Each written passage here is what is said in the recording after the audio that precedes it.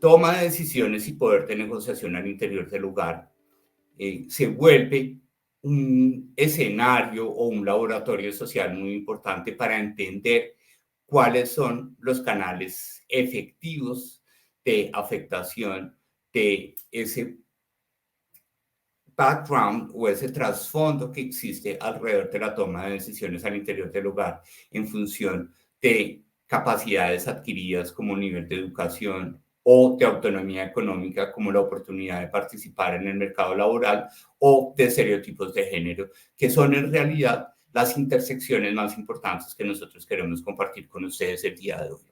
En ese contexto, en donde nos estamos topando con el estereotipo de hombre que trabaja y mujer dedicada al trabajo doméstico y de cuidado no remunerado en un 44,8%, casi la mitad, entendemos ahora por qué es importante analizar este tipo de situaciones como quién decide cosas importantes que suceden al interior del hogar. Por ejemplo, si usted debería tener un empleo o trabajar en un negocio de manera remunerada, pues el 64,3% de los hombres que están en esa relación de pareja dicen que ellos mismos toman esa decisión. Mientras tanto, las mujeres, el 56,7%. Es decir, que tenemos una brecha de autonomía a la hora de tomar la decisión de un trabajo, en este caso en particular, de 7,6 puntos porcentuales en contra de las mujeres.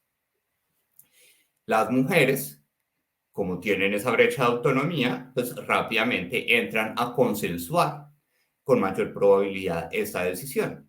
Miren cómo, en este caso en particular, el 39,3% de las mujeres que viven en pareja nos están reportando que la decisión de ellas salir a trabajar en un trabajo remunerado se toma de forma consensuada con su pareja, mientras que solamente el 32,8% de los hombres hace lo mismo. Podemos aprender de la experiencia de Colombia que se puede incluir estadísticas de ese tipo, de ese tema de toma de decisiones dentro del hogar en la esfera de estadística oficial. Es decir, que sabemos que ese tema no es nada de nuevo. Existe en economía académica hace, no sé, 50 años o más, pero es algo nuevo en estadísticas oficiales, es decir, oficinas de estadística nacionales como el DANE, porque los temas difíciles a definir y que tienen la posibilidad de ser un poquito controversial políticamente, a veces son más difíciles a incluir en estadística oficial. Tenemos muchísimas estadísticas existentes sobre quién hace el trabajo en la casa, cómo usamos el tiempo, quién gana más dinero, quién hace el vacuuming y todo eso. Pero entender quién piensa que tienen poder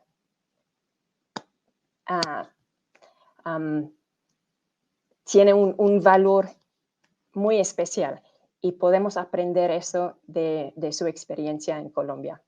Esta información nos centra en la necesidad de desarrollar un conjunto más rico de modelos para captar las múltiples dinámicas de toma de decisiones en los hogares diversos.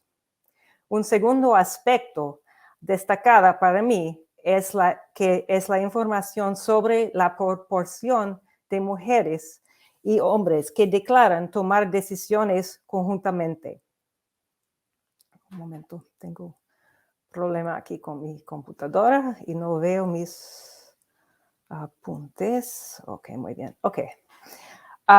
No hay acuerdo en la bibliografía sobre la forma más elevada de tomar decisiones para una mujer, si sería tomarla sola o conjuntamente con su marido. La mayoría de las personas que responden a esta encuesta declaran tomar decisiones conjuntas. Esto está en consonancia con otras investigaciones sobre los hogares en América Latina. Carmen Dianadir ha argumentado que en el caso de América Latina, este es el tipo normal de tomar decisiones y que la toma de decisiones en solitario no debería utilizarse como medida de verdadero poder de negociación.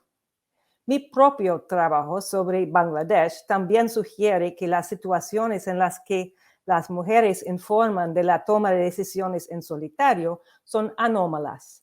El hombre está incapacitado de alguna manera o la decisión concreta es poco importante y se asigna a la mujer como parte de la división del trabajo del hogar. El mercado laboral es una de las estructuras más injustas que penalizan fuertemente los compromisos familiares, como tú lo mencionabas, que penalizan a aquellas mujeres que deciden ser, por ejemplo, o que terminan siendo las mujeres o amas de casa, como tú las mencionaste al inicio. Y esto se debe, como lo mencionaba Juan Daniel, por los roles de género que prevalecen en nuestras sociedades. Y esos roles de género hacen que las mujeres asuman los costos de los compromisos familiares, ya sea no participando en el mercado laboral o cuando participan en términos de bajos salarios, trabajos a tiempo parcial o en la informalidad.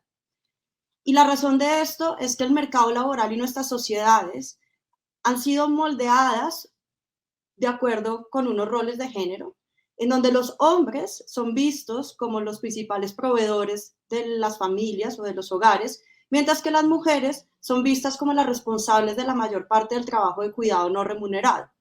Los datos de esta nota estadística nos confirman eso, es decir, 44,8% de las parejas cumplen con este estereotipo, donde los hombres están ocupados y las mujeres se encuentran por fuera de la fuerza laboral.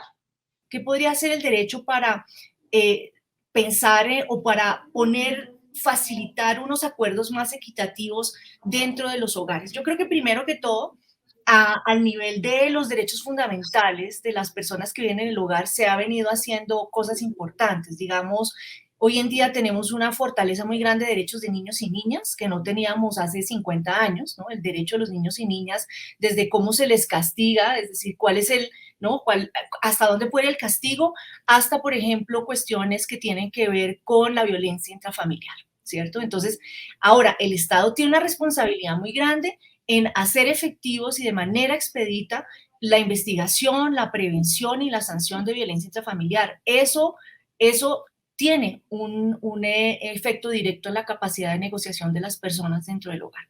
Por otro lado, también tenemos que pensarnos, y no solo el derecho en general, sino nosotros las feministas tenemos que pensarnos muy bien qué tipo de reformas queremos a ciertas instituciones. Por ejemplo, el divorcio. Paula habló del divorcio, y el divorcio ha sido un tema tan complicado que pues ahora nosotros lo tenemos que ampliar al tema de disolución y liquidación de sociedades de uniones maritales. Y es cuando nosotros pretendemos reconocer la autonomía de las mujeres y en algún momento, por ejemplo, se reconoce, y en Colombia también está reconocido en otras partes del mundo, el divorcio por mutuo acuerdo, ¿sí? Y de alguna manera supusimos que esto iba a ser un gran avance para las mujeres, el divorcio por mutuo acuerdo. Después nos empezamos a dar cuenta que no.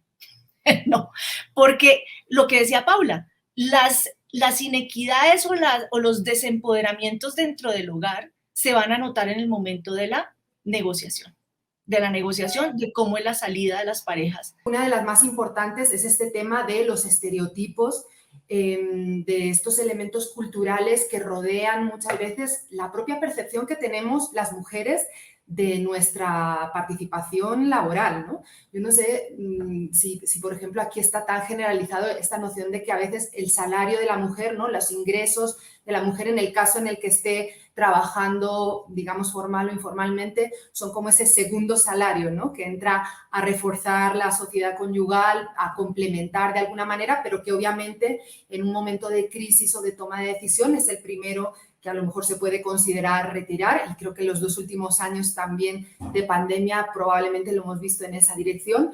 Y también hay otra reflexión sobre este valor que le damos a nuestro propio trabajo, a nuestra contribución laboral las mujeres.